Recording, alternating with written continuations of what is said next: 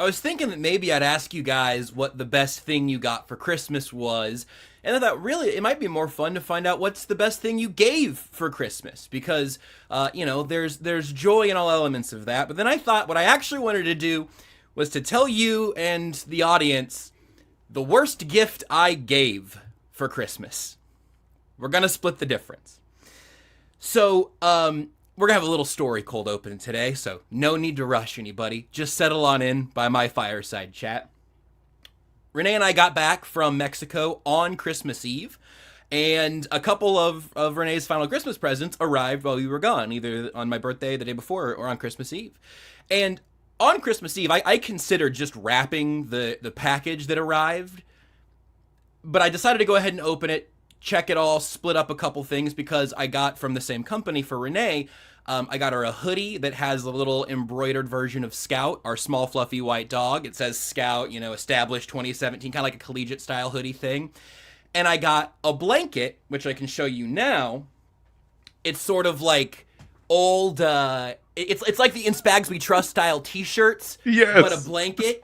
And you can see Hopper right now, our three-legged mini schnauzer. And so on the top, it says Scout and Hopper.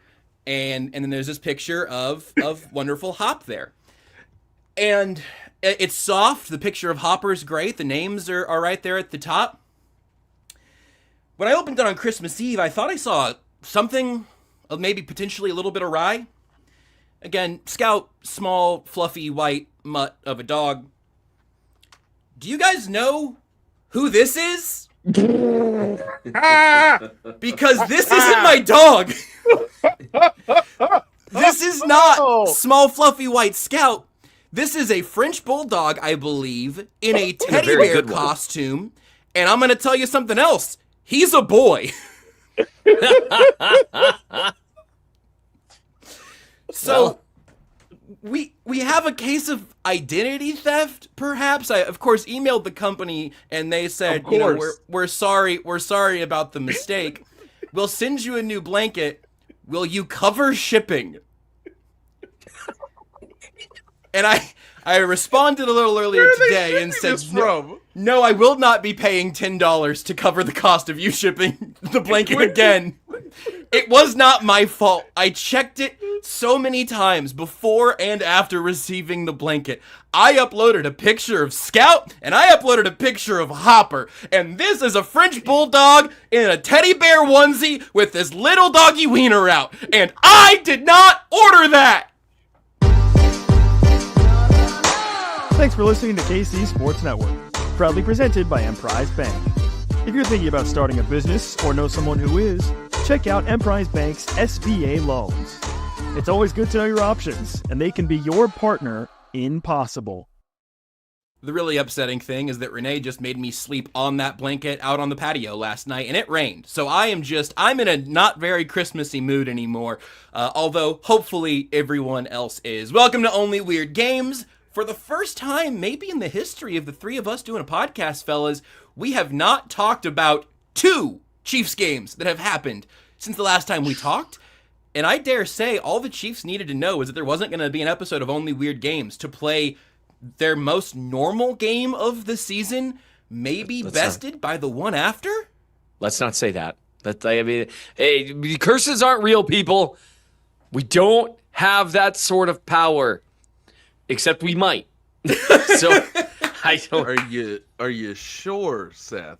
It is interesting. Honest to goodness, I was ready to come in party mode for clinching the 1 seed, and then, like you said, we had 2 games. They beat the Texans pretty handily. And I was like, wow, what a nice, relatively relaxing win against a playoff caliber team. And the Chiefs were like, I'll do you one better. We're going to have an even more relaxing win against a better playoff caliber team. Maybe? I don't know. It's hard to say. And without Chris Jones this time, for what that's worth. Yeah. And on the road, by the way. And none of the, this is unfortunate, but none of the Pittsburgh Steelers, had to be carted off the field, in terms of their wide receivers, in regards to Tank Dell's, injury. That really, I think, changed the complexion of the game on Saturday. But yes. Yeah, no one from the Steelers really had a major injury. Other than hurt feelings repeatedly. I'm sorry. Shout out to Jaden Hicks, who I texted just so everyone knows, I think I texted this, maybe I forgot to. I was going to say, I got to talk about how huge Jaden Hicks is again, because clearly that has an impact. And I'm sorry, like, he went toe-to-toe with George Pickens for a jump ball and was like, dude, I'm bigger than you. I'm higher on the food chain. No. So Nate is showing the people are wondering if it's our fault, and it's not. So It's the gift from the Jaden Hicks, Incredibles. Coincidence? I think not. I watching the secondary start to come together. Thank you for turning your phone, your He went to Twitter dark off mode. of bright That's mode. You psychopath. Honestly, Nate, like, it makes me worry about you, man. Like, you're sitting there staring into the sun half the time. So here's, I don't even know where you want to start, Josh. I just had to give Jaden Hicks a shout out. There's so many players who played well. Josh Williams sprinting across the field for that was 6 points. That play was over, and knocking that ball down. I mean, just the entire team, easily their best game of the season against the Steelers, following probably their second or third best game of the year against the Texans. Life is good, man. Like, watching Christmas Day, nothing is better than. And I didn't listen to the broadcast live. I watched it. I was at a Christmas thing with my wife's side of the family, and they all love me very much. At least they fake it really well, and that's good enough. And they're very kind to me. So the game was on, but they're playing Christmas games. I'm like, okay, I'm not going to have the volume on. And I'm told I didn't miss a lot, other than some real justification for some real shaky holding calls. And so nothing is better, though, than as that game progressed, watching the rest of the non-Chiefs cheering NFL world just sink into depression. I think straight to acceptance was what I was seeing a lot of on Christmas. Yep. They're like, okay, so this is it. Like, they're going to do this again. And to be fair, the Steelers did just get boat raced by the Ravens too, and the Ravens look real good. And hey, the Bills look real good. Here's the problem, though. Chiefs aren't going to have to go through the Bills and the Ravens, even though they could, because they did last year with a worse team, but whatever. And that's just hilarious to me. The entire thing's hilarious. They sealed up the 1 seed a week in advance, and they kind of, for all the horribleness that is playing 3 games in 10 days and all the stuff it put them through, when you win it, that means you get an extra 3 days of rest now. They've got more time off. They've got so much time off that people are like, well, I don't know. They might be rusty. Dude, they're not going to be rusty. This is fine. This is a good thing. This is nothing but a good thing. I couldn't be more excited. Thank you for letting me talk for a while. Excuse me, Josh. I have some interesting analysis per Holly Taylor, my wife, who, as of 4:45, literally 9 minutes ago, texted me while she's at the hair salon, because that's how gracious of a husband I am. That you let her out of the house? What are you saying, Nate? No, I just think like she's gonna look excellent tonight. Coming back from the hair salon, this is my wife via text, and I quote: "The talk in the salon right now is like Pat didn't eat the cake, Yeah. and if he's too skinny and actually needs to put a little weight on, quote, to be able to take all those hits from those 300-pound guys." Josh, your thoughts? I was really glad to see Travis Kelce eat the cake. I felt like that was so important to his brand in that moment that he had to taste the cake. I think Patrick Mahomes is going to be okay. With cake or no cake. But I'm glad, because neither of the didn't Lamar Jackson and Derrick Henry both completely sidestep the cake? I'm glad that Travis Kelce was there for the American people, as the American hero that he is. You know what? I'm going to do something. Red velvet cake is gross. Whoa! Gross. Whoa! Yeah.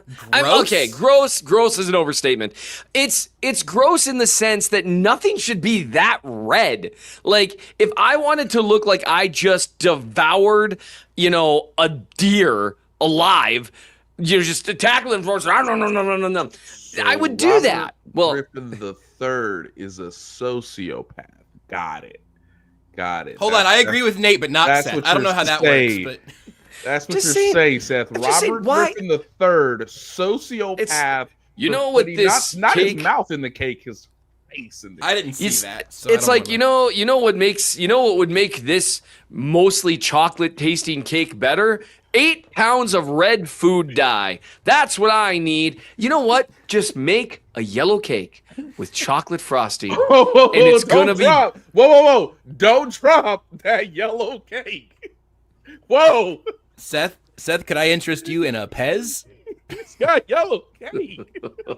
Could I interest you in a strawberry Pez? I do. I enjoy strawberry pezzes, so I'm sorry. You know what, comment section people? I'm right about this, and I will not back down.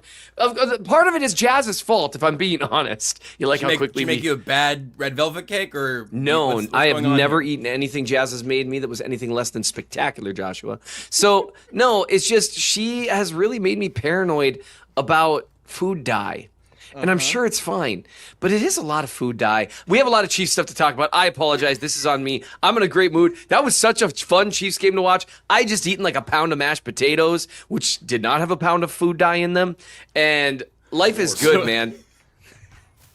Dang So it. ladies and so mad gentlemen, at who myself right now. wore it better? Now look, Josh. I'm not gonna come out of a portable box looking like an elf. Okay, I'm Yes. not gonna do that. That was remarkable. But ladies and gentlemen, who wore it better? Andrew Reid or Joshua Brisco? I'll tell you right now. I'm gonna leave the details up to the imagination, but I will tell you, I'm not wearing the Santa pants.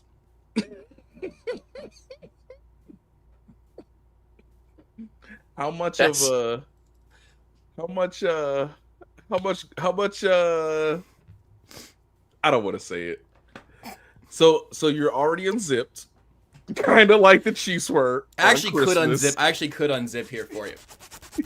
Yeah, no, I unzipped and then rezipped the Santa costume for the show today because I felt like Right. I wanted to be able to celebrate in our own way. So yeah, maybe Seth, maybe we could have gotten Seth to jump out from under his desk or something in a full elf costume. That would have been So, good, but I didn't think that far ahead. I do love Dr. Ozzy. No Pants Brisco is the best Brisco.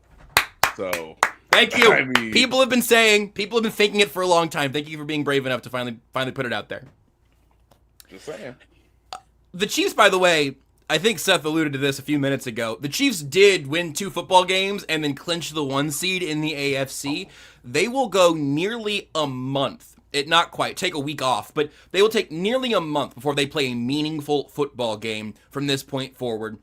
That Broncos game will not impact the standings. They have the first round bye, no wild card action this year, and then I believe it's January 18th or 19th that they will take the field in the divisional round. Really a remarkable stretch. Can I inform people? Please. Usually the way this works is, and this goes, I believe, for both number 1 seeds per conference, because you get the bye week, and because teams are usually coming off of a Saturday, a Sunday, or even a crazy Monday night wild card game. The number 1 seeds for the NFC and the AFC should play that Saturday. They should not play Sunday. Now, you're asking me the question as to why. Well, as I just told you, that's the front end, right? You've already received a bye, and so you don't have to travel. You've had, 6, maybe 7 additional days to prepare. And the reward, if you win on that Saturday in the divisional round, is you get an extra day to see what happens in the Sunday divisional round games, which also gives you an advantage for the following Sunday's AFC or NFC championship game. So if you remember, I believe this was the case. Some years they changed a little bit, but I believe the 49ers, for instance, went from Saturday to Sunday. Similar with the Texans losing to the Ravens on Saturday. I think it was Texans Ravens to start the divisional round. Then it was Packers 49ers, and then obviously those two teams hosted the Lions and the Chiefs for the conference championships. So you should probably circle the 18th. But that is normally how the league has chosen to do it most recently, even in 2022 as well.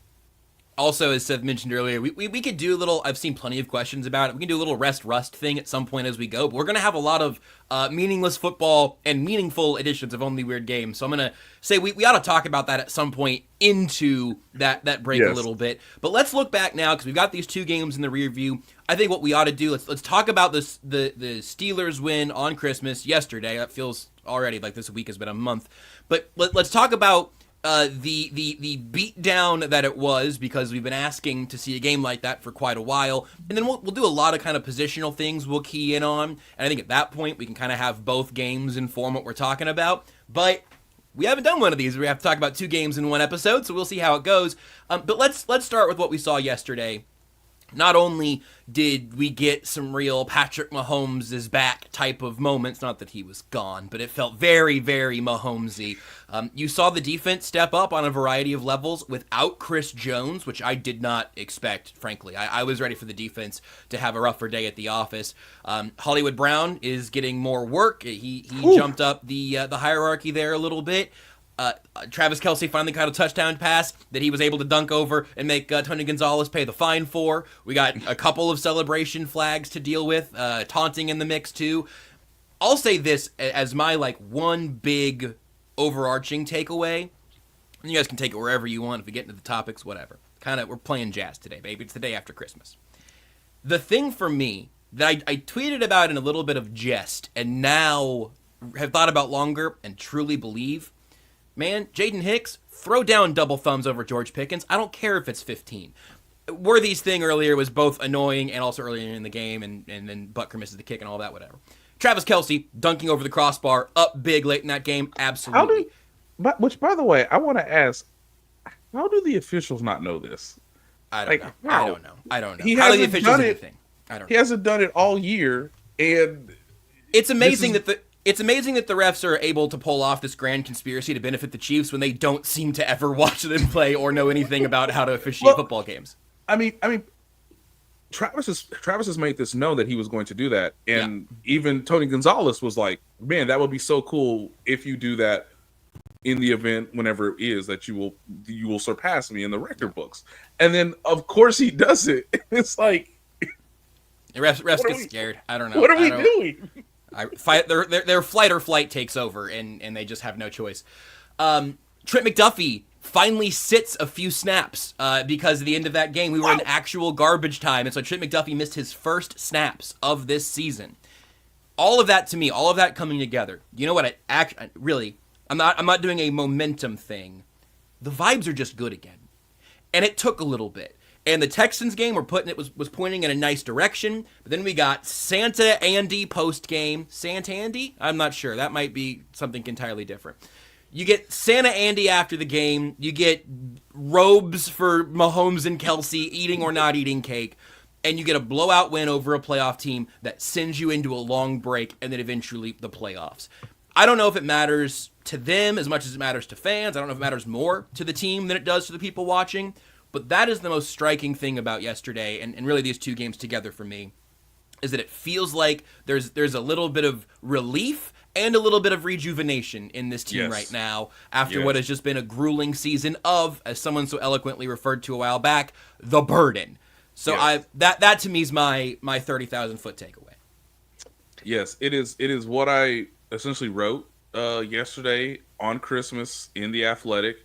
It is very much what Seth has said earlier from a fan perspective, right? The analysis of watching this team the whole year.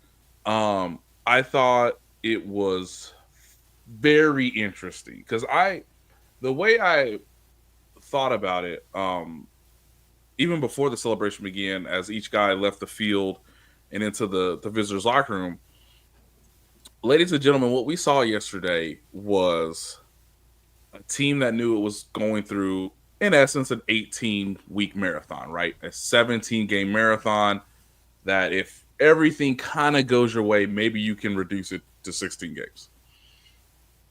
And they've been running that marathon. And look, the body hasn't felt great, but you've got great determination.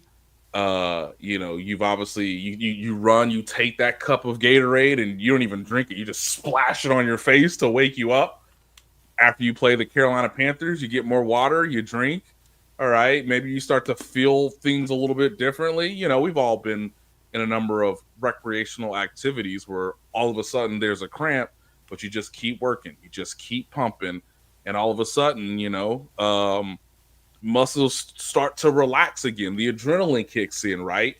And you just keep pumping and you keep pumping. Not 3 pumps, obviously, but you just keep pumping those arms, Joshua Brisco. I'm back. Come on. You pump your arms. And then you see the finish line. And ladies and gentlemen, Mike Tomlin is an incredible coach. Don't ever forget that. But guys, he had no advantage tactically whatsoever. Andy put him in a torture rack. That was ugly. In addition, I'm just saying, in addition to that, Seth, he has no winning hand. He has no tactical advantage because that team over there sees a finish line and they can sprint. And you know what? They still got enough energy and motivation to sprint to the finish line. You're still running the race. And so I just felt like for those lovely people in Pittsburgh who are relatively nice, everybody was very cool about stupid football game on Christmas. But within 7 minutes of gameplay, this team sees the finish line, and Andy, if he's on the racehorse in this analogy, I don't need the whip anymore. Horse sees where race is, and we about to. Okay, how many lengths of the horse, which I love in horse racing, it was 11 lengths. Did you see Seabiscuit back in the day? Let me tell you something. Oh no, the glasses are slipping. Was out here getting 22 horse lengths of distance between them and the next horse, and they sprinted past the Steelers so easily that not only did Andy Reid have the winning hand going into the game, but it was a release, to your point, Josh.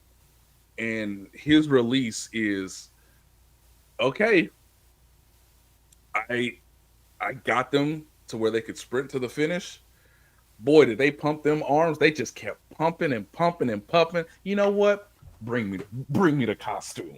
Bring me the costume so we can have what essentially was an hour-long release on Christmas Day in another person's house. just Christmas carols. I mean, as I wrote in The Athletic, Chris Jones doesn't play, hopping up and down. Easily could have played that game yesterday, guys. Easily.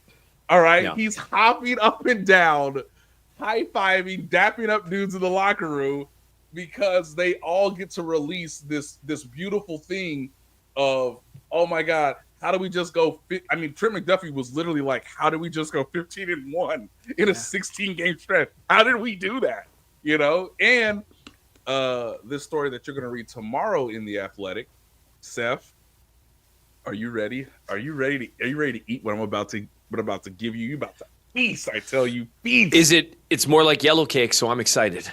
This is golden yellow cake. This is hot out the oven yellow cake. Are you ready? Yellow cake. Yes. Not only did Andy have the winning hand, not only did the Chiefs pump them arms through the finish line to get the 1 seed, to get the every once in a while Andy Reid, Santa Claus celebration with a little kiss of an elf coming out with a game ball. Hilarious. By the way, I think, I'm not sure, but I think the elf, the game ball, the elf coming out of the portable box as if he is the present, that's all Clark Hunt. That, ladies and gentlemen, was a Clark Hunt production. Sounds right. I have sources within the organization Really? who cannot be named, but I am informed to where I can get to a logical conclusion that is a Clark Hunt production. That Clark Hunt knew the moment I start talking, pull that box out. Will that box out? Will it out? Where's my elf? That's an incredible nugget.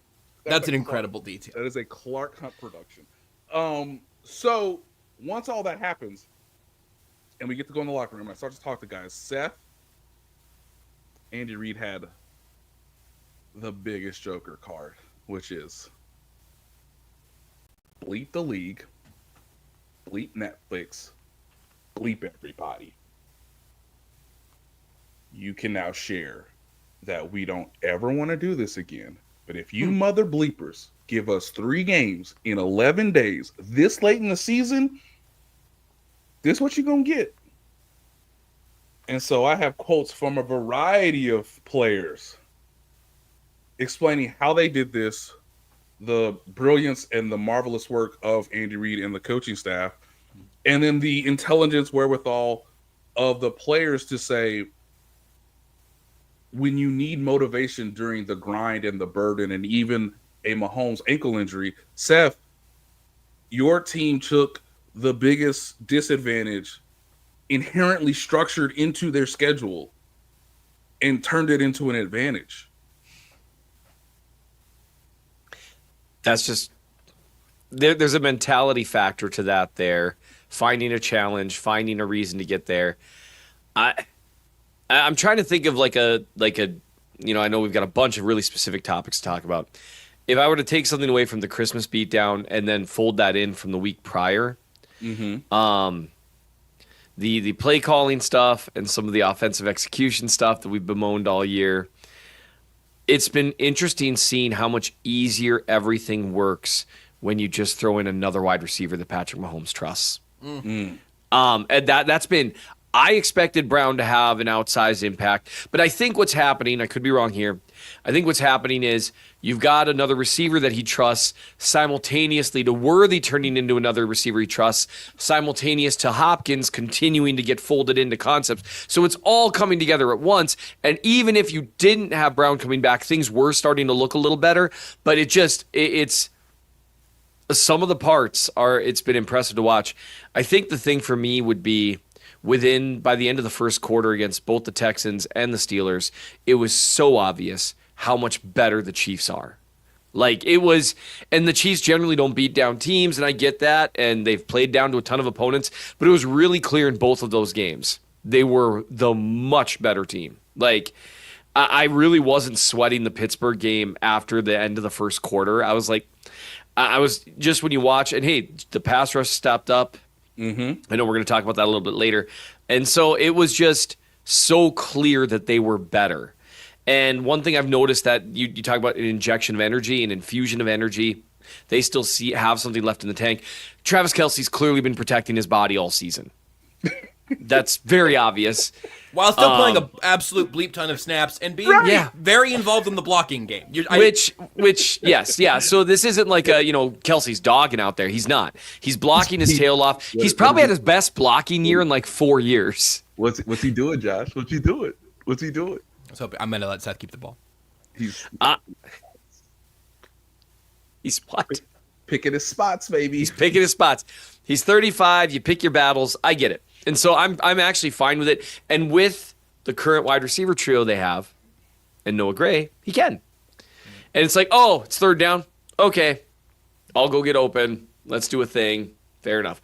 But they just, it was such a complete beatdown, especially against the Texans, or not even the Texans, the Steelers.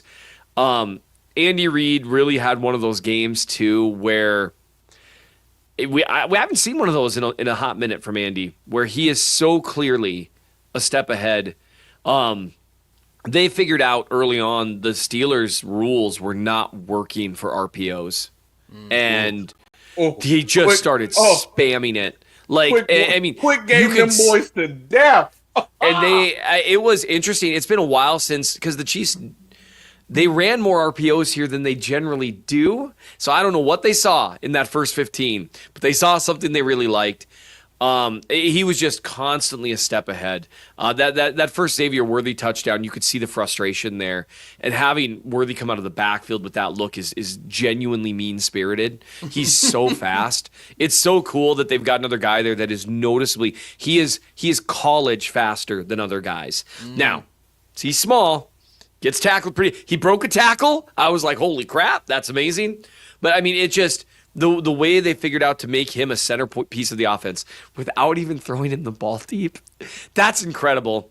They won in all three phases, but that was the biggest takeaway for me with both games, how clear and obvious it was. They're just better. They are a lot better. And they're better than they were 2 months ago. And so that's where I think you got a lot of the acceptance stuff from people, like realizing it wasn't just that they beat them, it's how it looked. It was just such a thorough outclassing, and against the Steelers and the Texans both. They thoroughly outclassed them both, and it still didn't look like they were like throwing haymakers. Right. And that's what I think probably makes it troubling for the rest of the league. If you were to pick one player who is irreplaceable on the Chiefs besides Patrick Mahomes, it would be Chris Jones. And all due respect to Travis Kelce, the 2024 version, it's just different than it was in 2022 and before. Yes. Because they have three good receivers now. It's a big deal. And without him, the rest of the guys stepped up. It was all bad news across the board for the NFL on Wednesday. And I hope they see. I saw someone ask in the comments who they hope the Chiefs see. Like, it's most likely they'd see Houston, Pittsburgh, or LA, the Chargers, in the divisional round. I hope it's Pittsburgh or Houston, because I think they sun either of those teams in the playoffs. I think if I could ask something really quick, Josh, I think we actually learned more on defense against the Texans than we did on offense. Because Mahomes, I want to remind people, like, Mahomes scrambling on the first drive against the Texans and I asked him after the game, and I know how it works. I got to ask you a legitimate question. You know it's coming, kind of like a cover zero blitz. You're going to say something very professional, like a professional quarterback. No, I wasn't trying to get them out of man coverage, and no, I wasn't trying to prove a point. It's just really hard when, like, I start running. It's hard to stop, because my ankle. He gave us like a Dottie Henson quote where it's just like, it's just hard. It's just really hard to not. I didn't want to run. I ran. It's really hard. So once that happens and you're like, okay, he is mobile enough. He is going to be a version of himself that is obviously legitimate. Okay, now I actually want to learn more about the defense. And what we found out, and it was repeatable yesterday, is I don't care if your quarterback's a former Super Bowl champion. I don't care if your quarterback, I think, is really, really talented. And if you give him, enough opportunities, he will burn you in CJ Stroud. If y'all only got one dude out there, good luck. Because the Texans were functional with two pieces. And this is just two, right? Between Tank Dell and Nico Collins. The moment Tank Dell goes out, Spags went into like demon mode, and it was rough. And so the Texans are like, we'll push some easy buttons. We'll say, hey, give me those quick shots at the line of scrimmage or behind the line of scrimmage. And Trent McDuffie said, why? Yeah, no one is going to run wide receiver screens against the Chiefs for the rest of the year. No. And it's not, I mean, here's the funny thing is, this is a huge, obvious push for Spags because Williams shuts him down really well and has for years. Snead and Watson always did a great job against them. McDuffie is an absolute killer of them. But like Justin Reid does a good job with them. Chamari Connor does a good job. They have a clear emphasis on tackling in their secondary.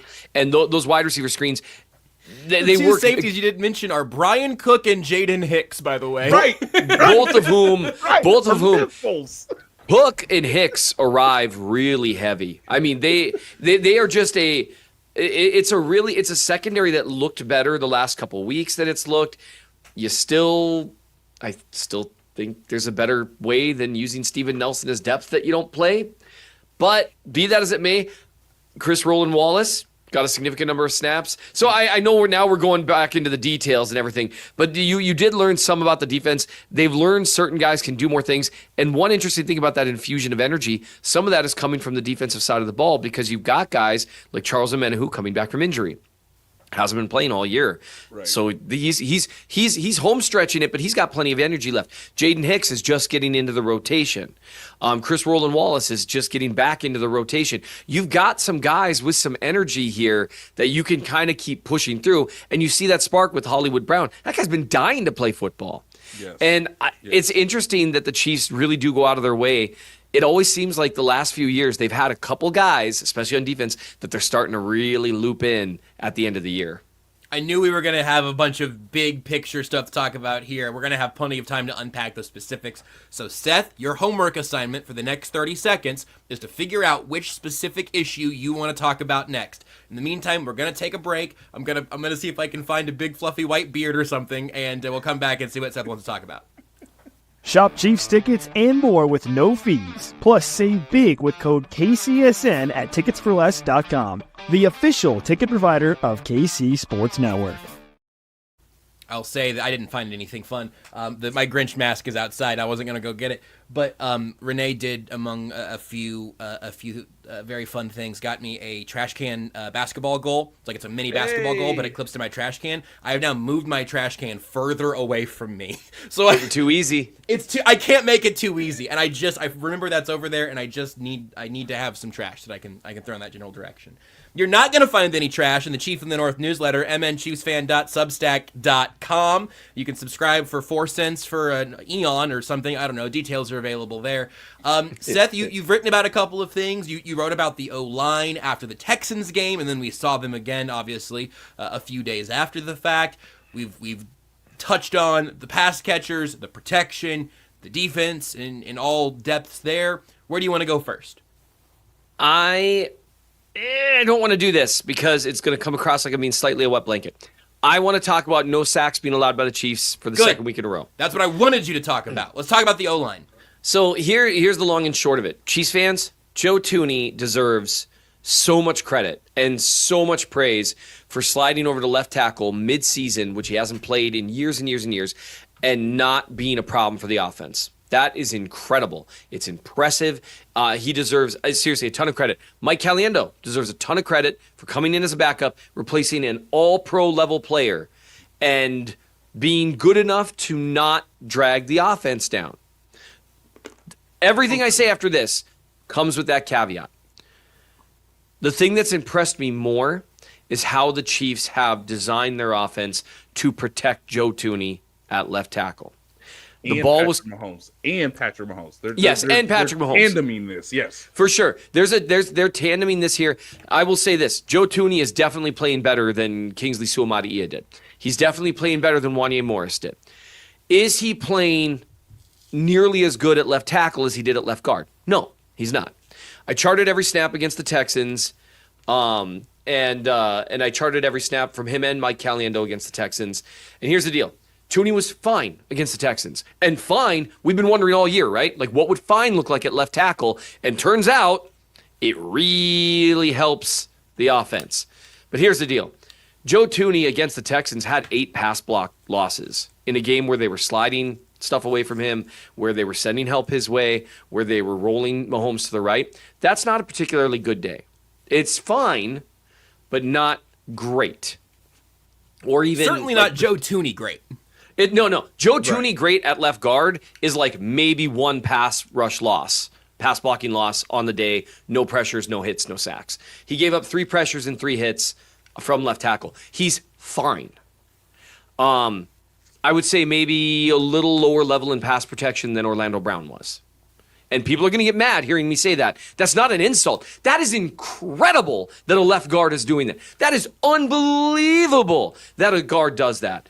But here's the deal. There's a massive drop-off, and Caliendo has been fine at guard, but there's a massive drop-off from all-pro, stud, fire and forget at left guard to fine. So here's the thing. Against the Steelers, same thing. Toney was fine. He wasn't great. He was fine. He did his job. That's an incredible compliment considering what he's doing.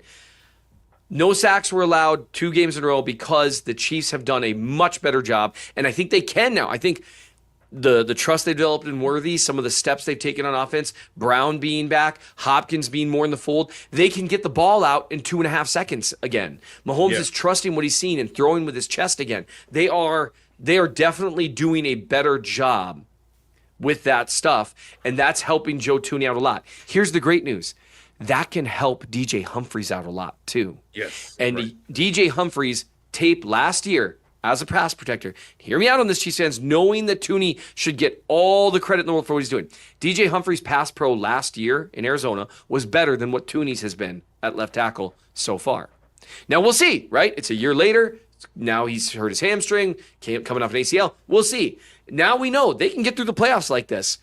There's actually another level they can hit here because Humphries can come in theory, play in pass pro at the same level that Toney is playing, and then you all of a sudden have your all-pro, unbelievable stud at left guard again, and you're just cooking with gas. That's the good news. I'm not trying to throw water on what Toney has done, but I see a lot of people saying, oh, he's been a stud at left tackle. He hasn't. Not on a pass rush by pass rush basis. Easily saw Matia against Nick Biandino. He has been much better than that. He has been fine. And that's where a lot of people are calling for, no, keep Toney there, keep Toney there. There's been a huge downgrade in the pass blocking at left guard. Okay. If you can get the exact same thing out of DJ that you're getting out of Toney, and that's where I think we'll see there's 10 days before they play the Broncos. My assumption is if DJ Humphries is healthy, they'll have him play every snap. Yeah, he'll play. And you put him in there, show that you are fine. He doesn't need to be good. He needs to be Donovan Smith from last year. He needs to be fine.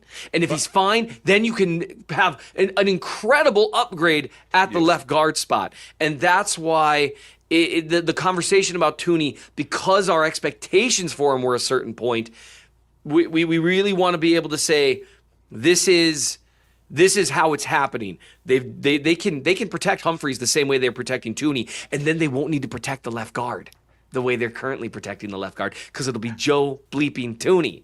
So okay. that's just it. Okay. Now look, Josh. I know we got Seth here, super detective. You don't solve the case. Okay. Can I just be simple beat cop? Just simple beat cop. We've got in honor of Tucker, we have Inspector Gadget, and then just a cop on the beat. Yeah, absolutely. I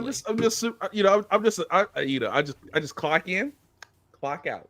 Okay, I'm not super detective over here. That is honestly figured out what that you should probably do. But I'm Mr. on the corner, protecting and serving. Punch in, punch out. You're eating the donut. Seth in this instance is not eating the donut. He's not eating the cake. He's Bruce Wayne wakes up and has a glass of juice. I'm Hercule Poirot sitting there twiddling with my mustache. Right, yeah. And you are from Scotland Yard. You're here to tell me what's going on. I got that's exactly right. That's great. That's so good. So good. So look, I punch in, and before I punch out, I just need everybody to know come on, Seth. This is today. You talking about down the road in January. I'm talking about today. When I clocked in, Joe Toney has earned all the stripes. Oh, absolutely. All of them. Doing all what he's Joe Toney done. got to do now is say, look at my stripes. Look at them. That's 3 of them things. 0 sacks in me, okay? Now, look, that is not Joe Toney's personality at all. So what if it was left tackle Joe Toney's personality? What if he moved to left tackle and suddenly he was like just flexing around the locker room, just like pounding his chest? Not a robot? Okay, so I have a miniature locker room story with Joe Toney, okay?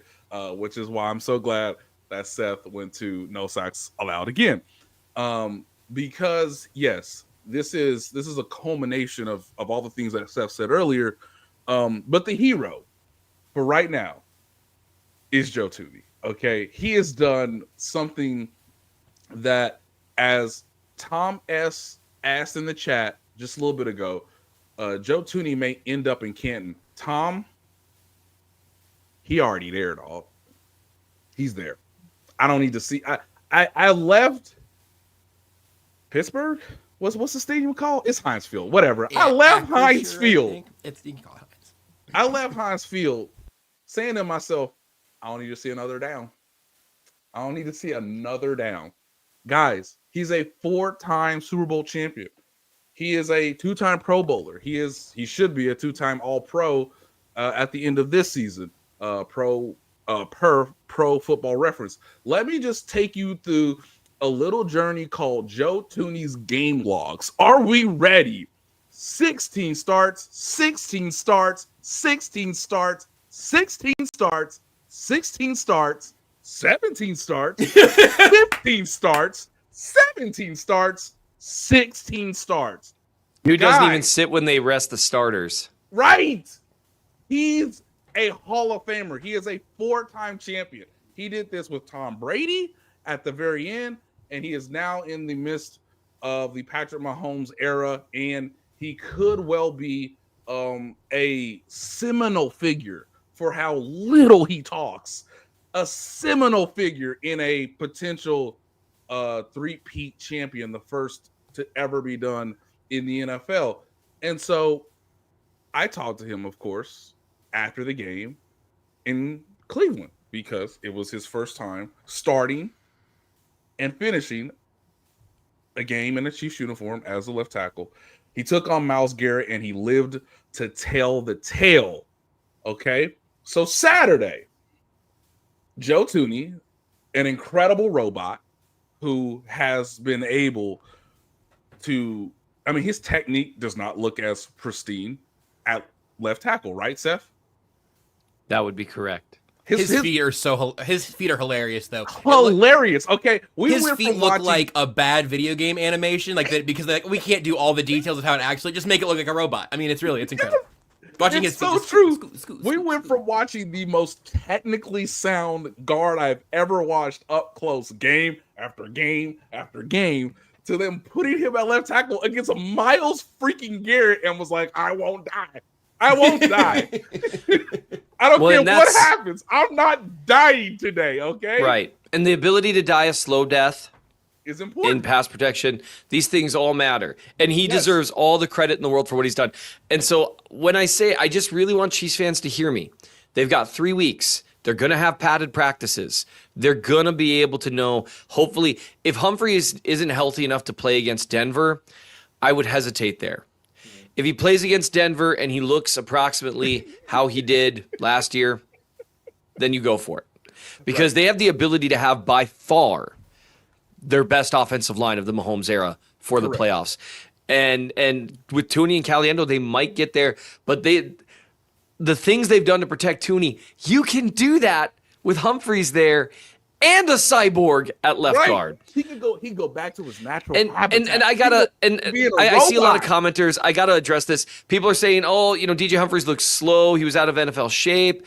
And honestly, Seth, you're better than this. If there's a comment that's sure to get a certain reaction from me, I saw that and I was like, "Well, we're just not going to get to the defensive secondary today." Here's the deal: you either trust me with my analysis or you don't. If you trust me with my analysis, I'll just tell you, they weren't protecting DJ Humphries the way they have Joe Toney. No, in pass pro reps. They just weren't. They put him on an island with Khalil Mack.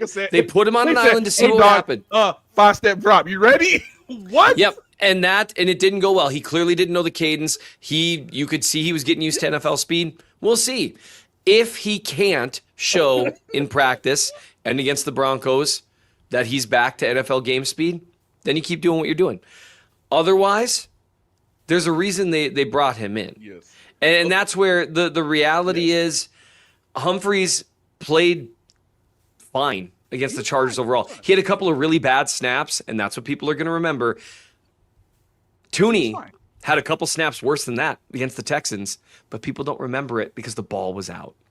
People don't like to hear that, And I understand that because that's the big thing right now is, Toney's playing elite. He's not. He's playing well. Hey, Super Detective, I look here at my stats, my comm stats, they say 0 sacks, which equates to he's a Hall of Famer. Guys, it's a wrap, okay? He's a Hall of Famer. Put him in Canton yesterday, right? He just saved the season. It's worth at least taking a look. And if you can't, you can't. And you take the massive downgrade at left guard, fair enough. You can do that. You've shown you can get through that. I love that Dan says Nate is PFF. Oh. Well, and I would just say, if anyone cares too, you can check out PFF's grading of Toney these last 3 games too. Now, they're just one voice. Right. But I'm one voice too. And we know I'm not biased against the Chiefs. So he's been fine.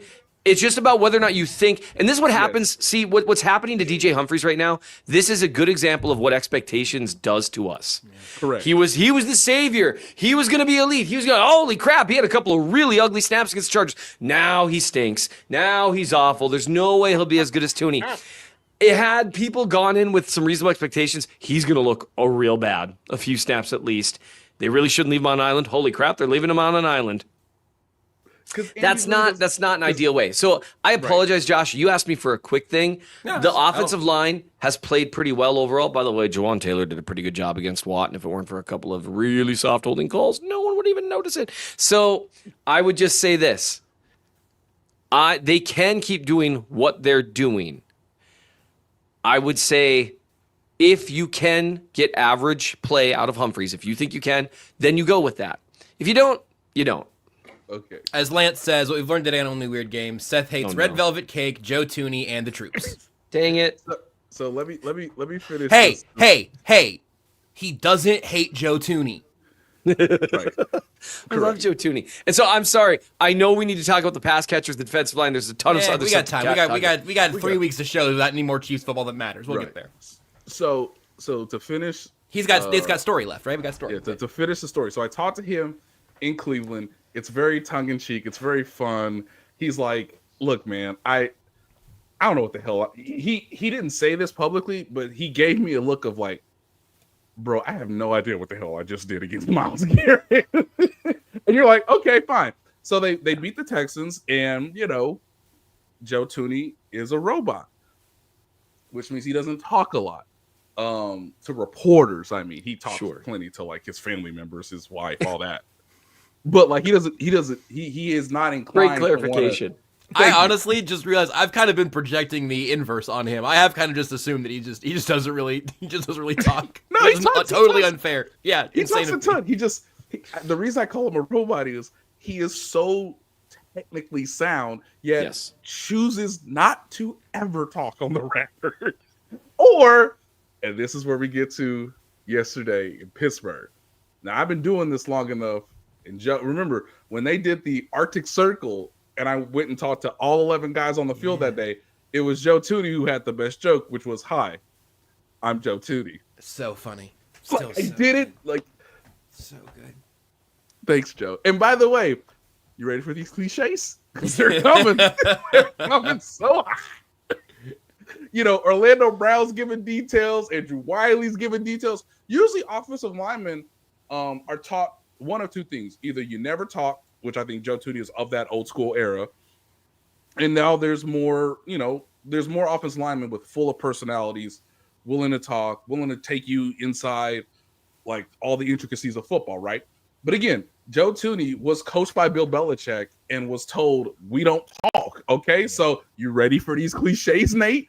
So the challenge, ladies and gentlemen, is what do you do when Joe Toney, as I just said, just simple beat cop looking at simple stats, saved the season with 0 sacks. Zero, Steph. Get in your eye hole, right? When it's on the plaque in Canton, it's going to say 0. So what do you do when you got to talk to this man? He did an incredible job on what's the young man's name? Hightower? Was he out there? I mean, he was out there, but he wasn't out there. Alex Highsmith, whatever his name is. Yeah. Again, I forgot his name because he erased him. He erased him from history and all of our memories. He didn't do nothing. All right. So Ladies and gentlemen, here's the quick conversation between me and Joe Toney. Yes, I typed these quotes in exact detail. First off, I wait for Joe, right? Patrick Mahomes is already dressed and is stepping to the podium. Usually that means you should probably go talk to the 3-time Super Bowl winning quarterback, right? Especially they just clinched the 1 seed. No, ladies and gentlemen. I'm going to go off that beaten path. You go half Patrick Mahomes, ladies and gentlemen.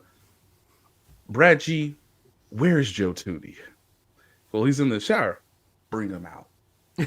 Or I'm going in to get him. Like a beat cop. A beat cop. So Joe Toney walks out, fully dressed. Hallelujah. He was doing his toiletry type stuff. Yeah, he has to cover all of his loose sprockets and wires. Yeah, get the gel. Get the gel going, tighten the screws.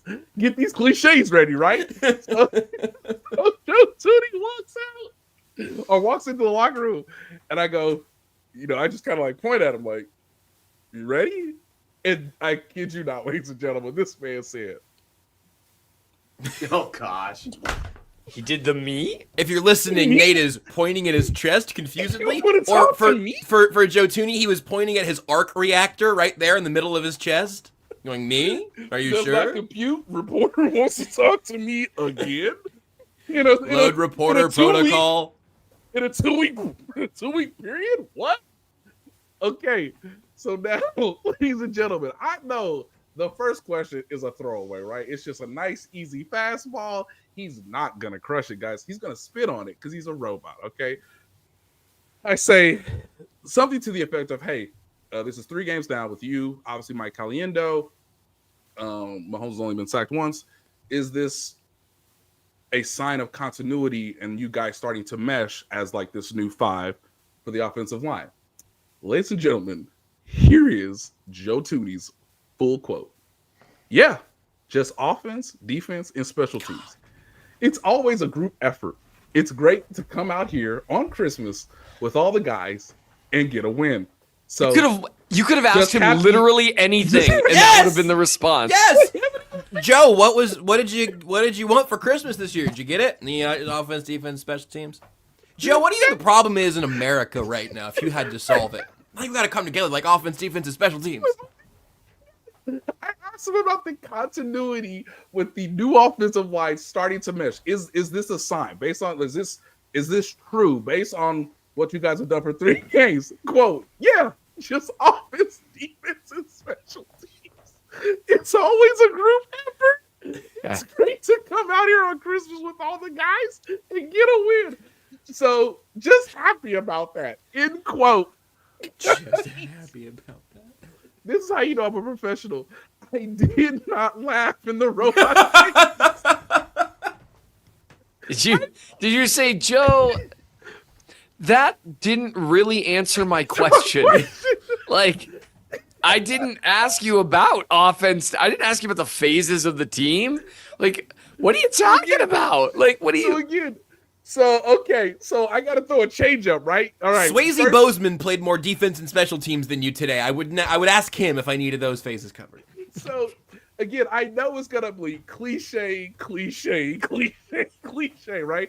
And to be fair, the reason why Joe says those cliches is because there is truth behind all of those. Yes, all of that is true.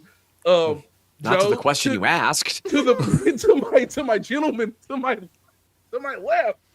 Can you answer the question? I'm not gonna try again. All right. What's the change up? Hey, what'd you think of Andy Reid in the Santa Claus suit? Awesome, so good.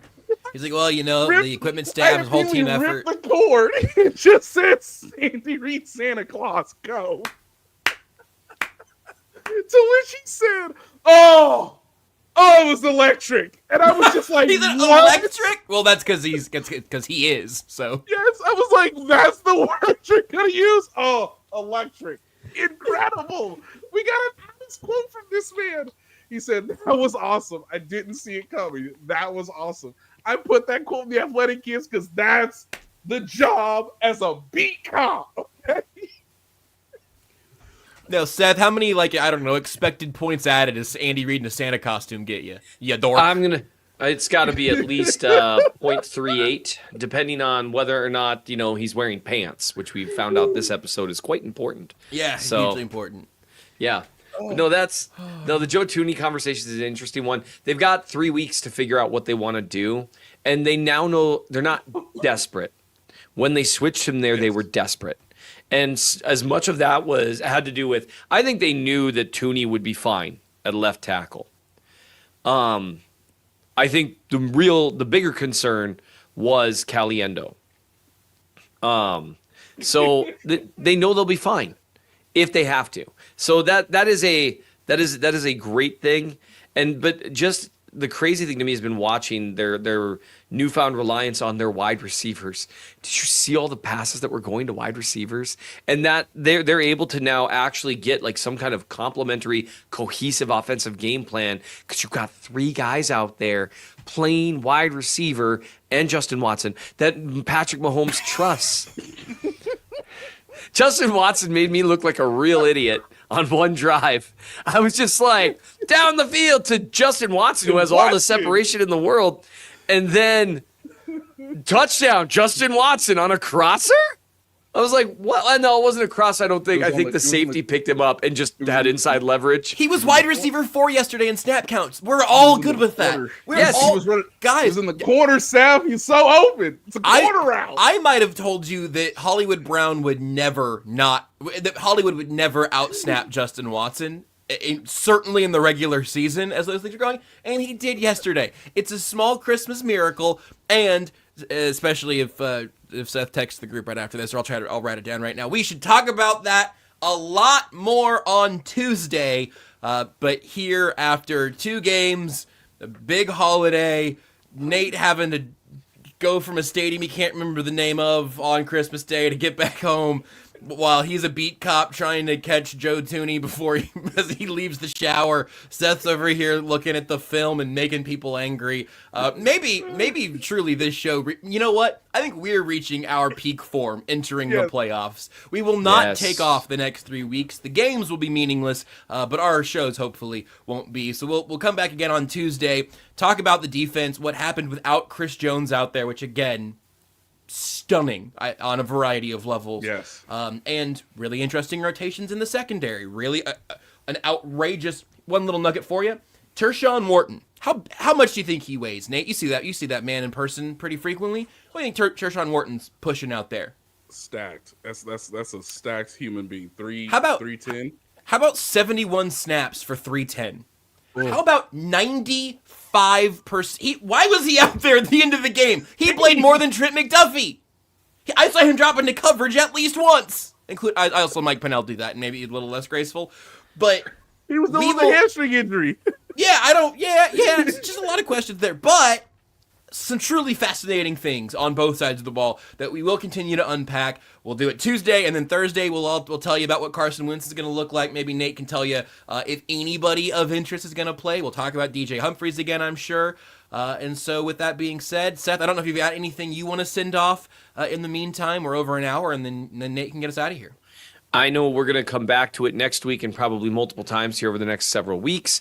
Nate, as the most legitimate of the 3 of us, I am putting a burden on you. I met your parents' plan for you. I assume Josh was an accident like me. Yeah, I've always assumed the same. Yeah. So, Nate, I'm placing a burden on you. And we're going to talk about this on Tuesday. We're going to talk about it in the coming weeks. Yes, sir. Andy Reid, NFL Coach of the Year. I've been critical of Andy Reid in certain points because sometimes he does things that drive me crazy. But I wrote about it, Chief North newsletter. Check it out. I almost unlocked it, but I unlocked something last week, so let's not get greedy here. So here's the deal. Pressure of a three-peat, historical stuff, more distractions than any team in the league potentially because you have the most famous football player in the world on your team and Patrick Mahomes. Like, you have the 2 most famous football players in the world. You have been playing longer than anyone else. You had bad injury luck. You had bad injury luck in terrible places and in important depth places. All sorts of reasons that things could have fallen apart. You had multiple games where the offense didn't really show up a couple times in a row and the defense had to bail them out. You could have seen locker rooms divide over that sort of stuff. Now winning makes it easier. Definitely makes it easier. There's no backbiting. There's no back and forthing. Travis Kelce, who clearly has, he has more status on the Chiefs than almost any non-franchise quarterback in the league. Yes. Clearly has lost a half step from last year. No backbiting. No anything. No Noah Gray saying, I really think I should be getting a couple more snaps. No, and legitimately, he could have argued that. None of these things stopped them. They're 15-1, and they've locked up the 1 seed. The only coach that even has, in my opinion, an argument would be KOC, because he's done it. He's brought the Vikings a long way with Sam Darnold. Now, to be fair, that's in the NFC, kind of the minor league. Andy Reid and Patrick Mahomes did this in the AFC. I mean, come on. No one here expects any of the teams in the NFC to beat Kansas City or Baltimore or Buffalo, right? Like maybe the Lions before they lost half of their defensive roster. Yeah. I mean, I guess we'll see. Maybe I don't know. But anyway, Andy Reid. Can I tell you to put this quote from Justin Reid in your argument? Is this okay? This is you taking on the burden. I love it.